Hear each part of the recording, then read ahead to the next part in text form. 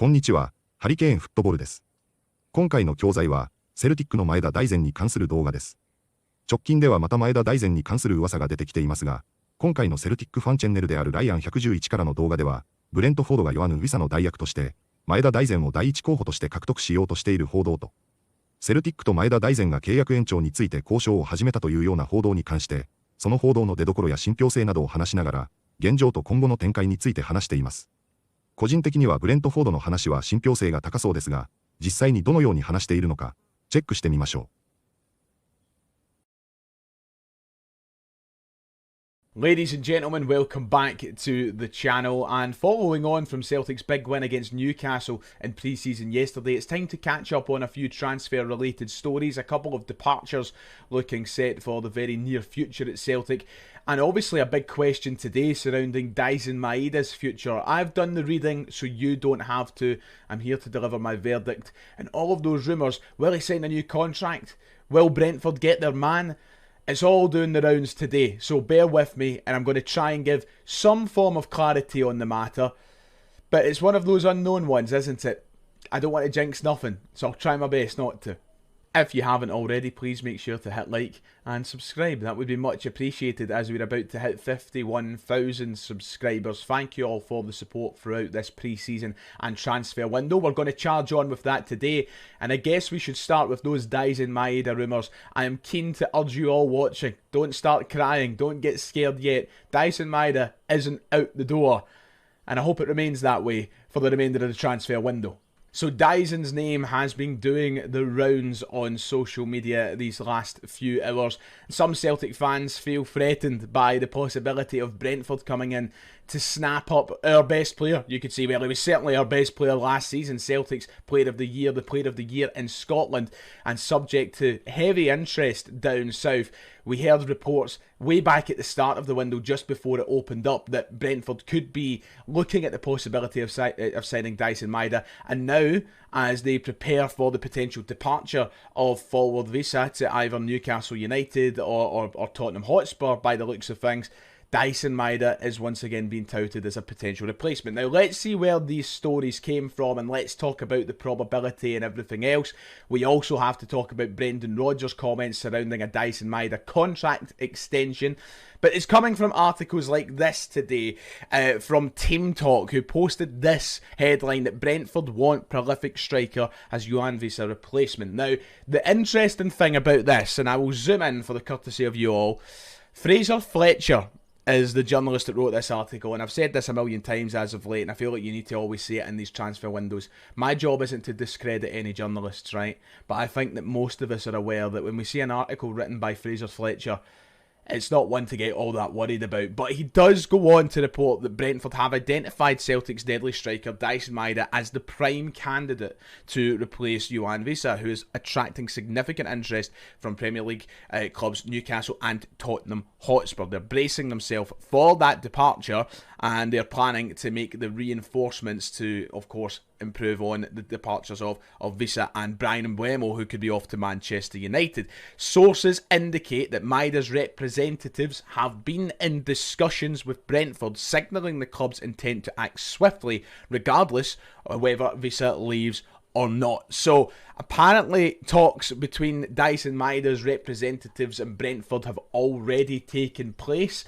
And it all comes very quickly after Brendan Rodgers gave an honest assessment of his situation over the weekend. Now, that wasn't the only outlet or journalist that reported that, because at about 9 o'clock this morning, Ekrem Konur, who is a journalist with over 230,000 followers on Twitter, also reported that Brentford want to sign Daizen Maeda to replace Yoane Wissa in this window. So it feels like this was the first initial report that came out from somebody who seems to be a pretty reputable source that was then built upon by Team Talk over there.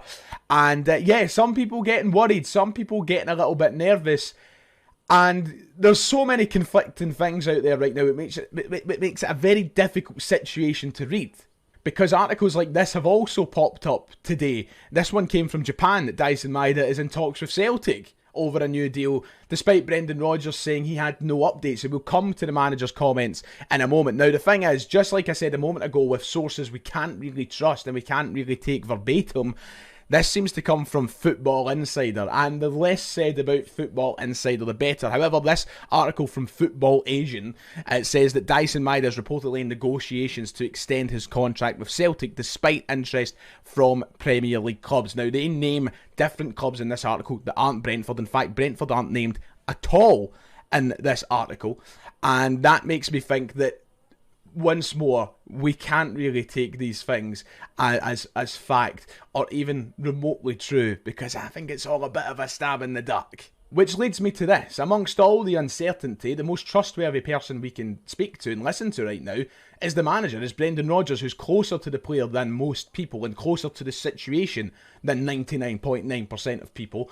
He's probably the only guy whose words right now can be taken as an indication of what to maybe expect. And even at that, speaking after the Newcastle game yesterday, Brendan Rodgers' comments don't exactly give too much of an idea as to what we should expect, because when he was asked about it, he said he's not aware of any developments. I don't think there have been any developments to do with a new contract, but he's a professional and his focus is very much on being here with Celtic. So Brendan Rodgers reiterating the point right now that Daizen Maeda is a Celtic player, focused on being a Celtic player, but there is no updates and to do with a contract. So I doubt that, and this is me probably leaning more on the bad side of things than good, so don't worry, we'll get to good stuff in a moment, but the fact that this article from Football Asia and Football Insider seems to declare that he's in talks with a new contract at Celtic, even though the manager said less than 24 hours ago that isn't the case, I wouldn't start believing those stories. The fact of the matter is this: Celtic's best players will always have interest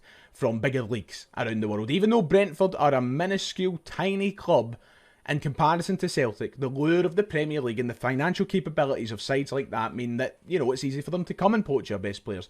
They've done it with Christopher Ayer, not, you know, only 4 or 5 years ago. And they can do it to Daizen Maeda if they truly want to, if they put their mind to it, if it's a bid that Celtic deem acceptable.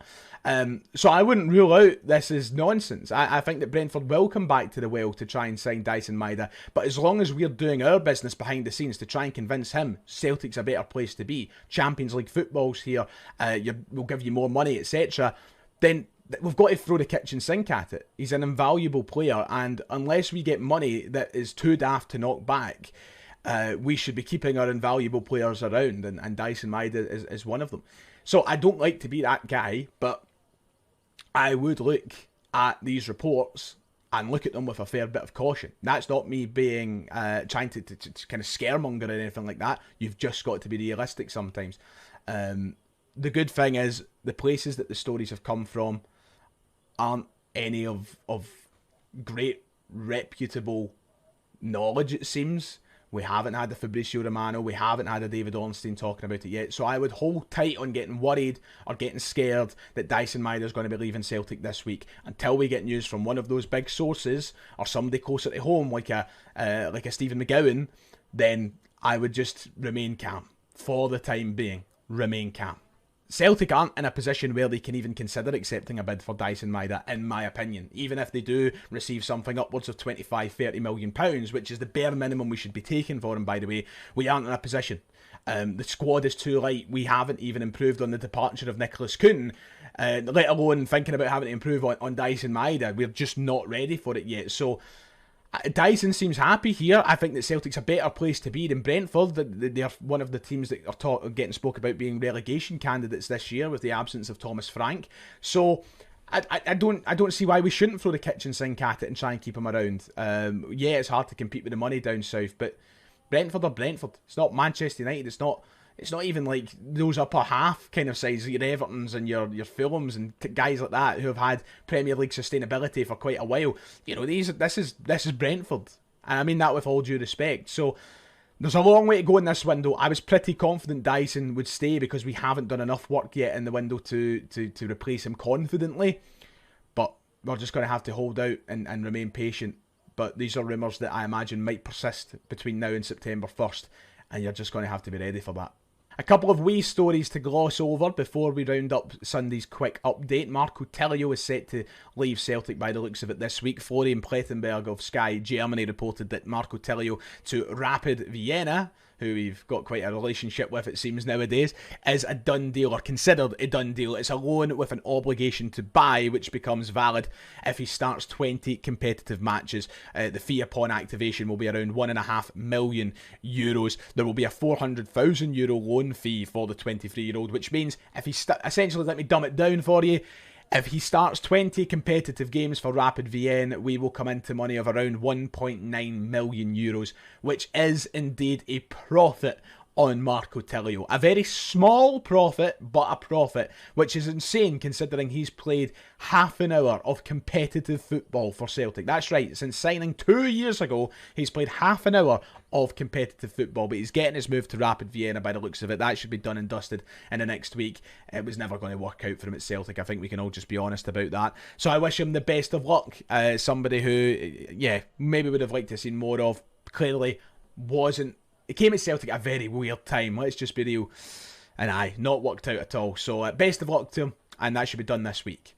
Also, as you can see in this video, Luis Palma has arrived in Poland. He's arrived in Poznan to complete his transfer to Polish champions Lech Poznan. That was, of course, reported this week that would be happening. We're talking about a loan deal with a potential option to buy on the player as well for around €3.5 million, I think was reported. But he is there. He's touched down. He's no longer with Celtic after no appearances in pre-season for us. So once again, I wish him the best of luck, but I'd imagine this will finally spell the end of his Celtic career. Hopefully it goes well enough so they just trigger the fee. Can't be bothered going through this again next year, to be quite honest, talking about Palma and leaving or no leaving. But best of luck to him. Right, there we are. That does it for today. It is Sunday. It's just a quick one. We need more details surrounding Dyson Maeda before we can get carried away and report any certainties.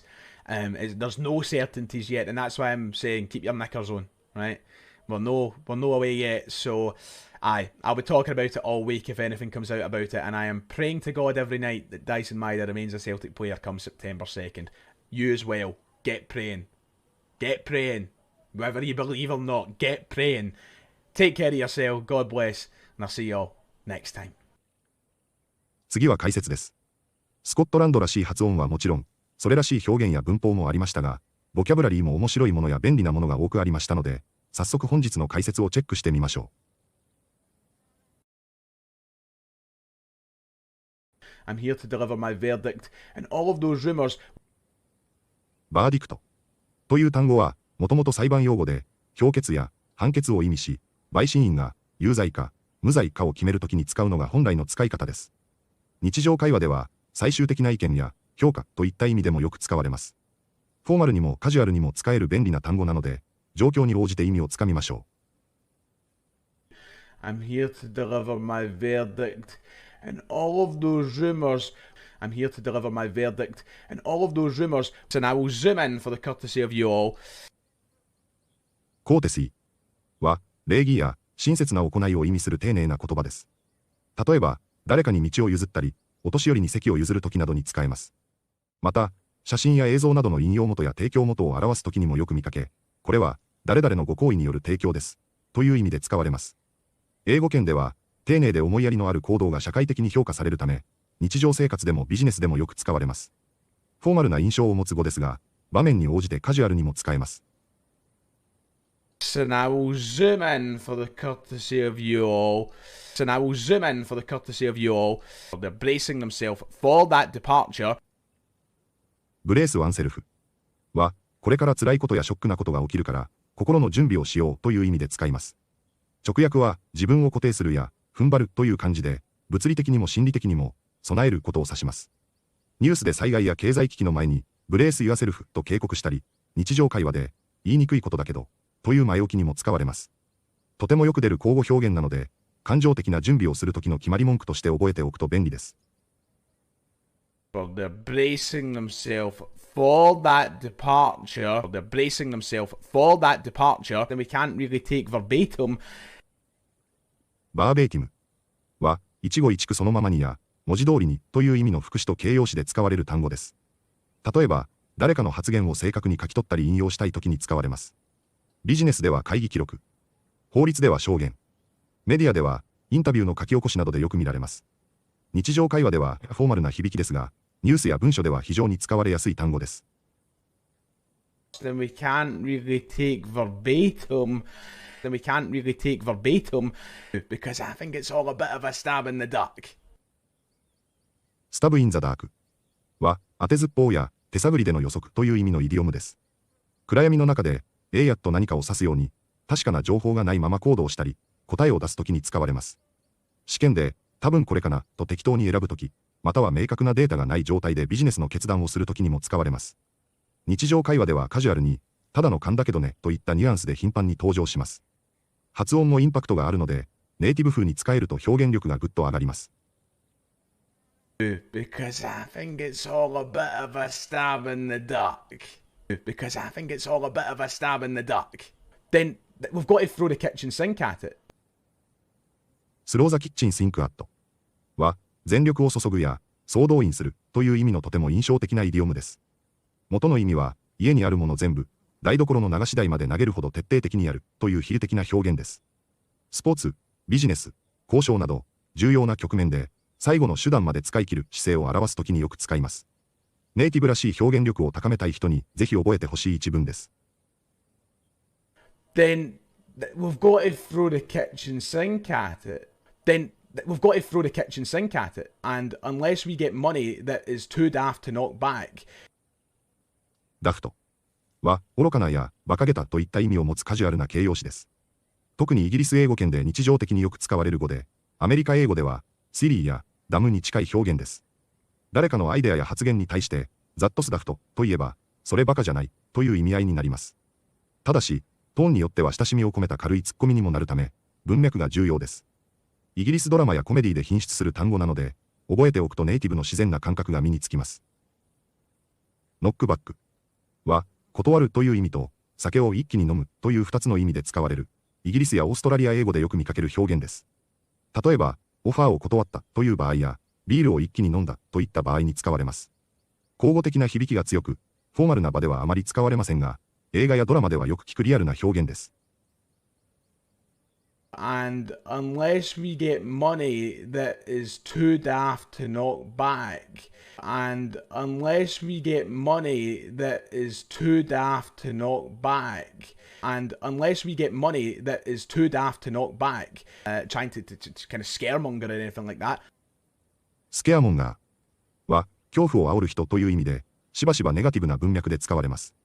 特に政治や報道などで根拠の薄い情報や誇張された内容で人々を不安にさせる人物や団体に対して使われ、無責任に恐怖を煽るなという批判的な意味でも使われます。情報リテラシーが問われる現代社会において重要な語彙です。Trying to kind of scaremonger or anything like that. Trying to kind of scaremonger or anything like that. But that should be done and dusted in the next week. ダン&ダステドは完全に終了したや片付いたといった意味のイディオムで、物事が無事に完了したことを強調したいときによく使われます。ビジネスでは契約やタスクの完了に、日常ではもう終わったから気にしないでといった気軽なニュアンスで使われます。よし、終わったというような達成感のある表現です。アメリカ英語では少し珍しいですが、イギリスやオーストラリア英語では非常に一般的です。